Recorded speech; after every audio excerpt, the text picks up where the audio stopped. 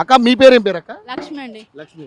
మీరు ఇదే ఏరియాలో ఉంటారు? ఇదే ఏరియాలో ఉంటాం. మాకు ఇల్లు మొత్తం మునిగిపోయింది, సామాన్ అంతా పోయింది, ఏం లేవు, కట్టుకోవడానికి బట్టలు కూడా లేవు. మొత్తం మట్టిలో కొట్టుకుంటే ఇప్పుడు విండుకుంటాను, కట్టుకోవడానికి లేవని ఆ మట్టిలో కొట్టుకుని తీసుకుని పిండుకుంటున్నాం. 5 రోజుల నుంచి తిండి లేదు, ఏం లేదు. మరి పొద్దున్న 7 గంటలకు వచ్చి ఇలా కూర్చున్నాం, ఇప్పటిదాకా మాకు తిండి లేదు, మంచి లేవు. మరి పట్టించుకునే వాళ్ళు కూడా లేరు. మరి 4 రోజుల నుంచి కూడా ఏమన్నా తినట్లేదు మేము.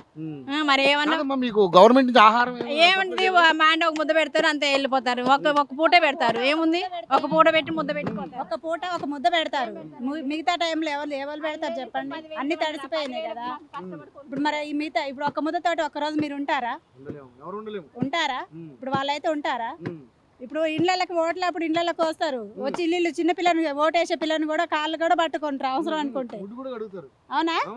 అప్పుడు అవసరం అవుతుంది. ఇప్పుడు ఎందుకు అవపడతారు మరి ఈ జనాల వాళ్ళకి? మన తర్వాత వస్తే అడుగుతారా ఓట్లు? అప్పుడు మళ్ళీ ఎవడన్నా ఓట్లు అడగడానికి వచ్చినప్పుడు చెప్పు తీసుకొని కొడితే వాడే పోతాడు. నిజంగానే ఈ రోజు బాధ అనిపిస్తుంది.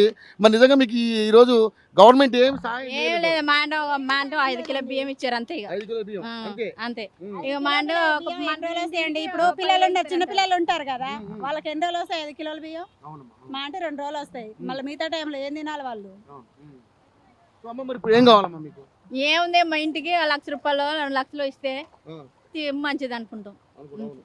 మరి ఇప్పుడు మళ్ళీ ఇచ్చే 10,000కి ఏమొస్తాయండి మాకు? ఇప్పుడు మేము పోగొట్టుకున్న సామాన్ వస్తాయి ఆ 10,000కి? ఏ మూలకు రావు మాకు 10,000కి.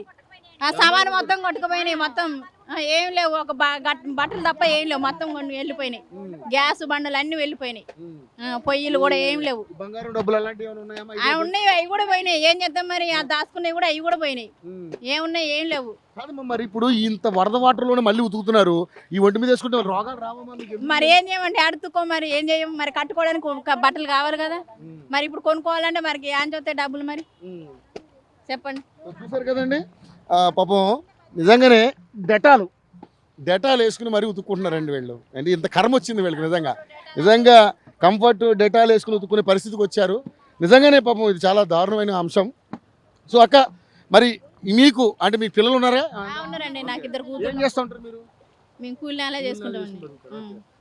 ఇల్లు ఉన్నాయా మీకు? లేవండి, కిరాయిలకే ఉంటున్నాం. కిరాయికే ఉంటాను. డబుల్ బెడ్రూమ్ ఇల్లు కూడా ఏం రాలేదు, కిరాయిలకే ఉంటాను. కావాలి మరి. భర్త కానీ లేడండి.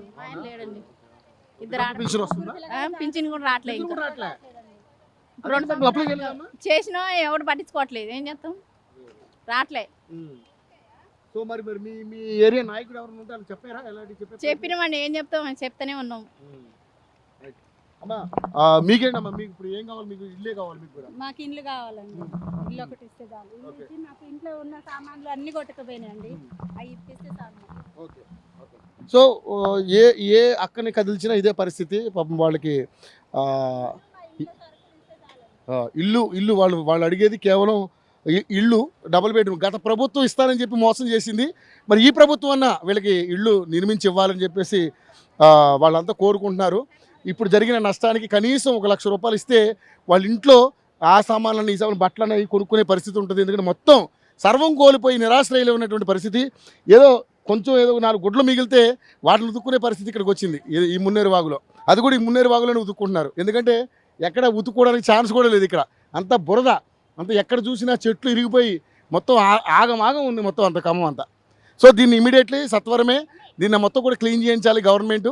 క్లీన్ చేయించి వీళ్ళందరికీ అప్పుడు మొత్తం కూడా జిహెచ్ఎం ఏదైతే ఈ నగర పురపాలక సంఘం ఎవరైతే ఉన్నారో వాళ్ళంతా కూడా, ఈ గ్రామ పంచాయతీకి సంబంధించిన వాళ్ళంతా కూడా ఇవన్నీ క్లీన్ చేసి ఇక్కడ కంపల్సరీ బ్లీచింగ్ అంతా చల్లి వీళ్ళందరికీ ఎటువంటి రోగాలు రాకుండా వీళ్ళని చేసే కార్యక్రమం చేపట్టాలని మనస్ఫూర్తిగా కోరుకుంటున్నాం.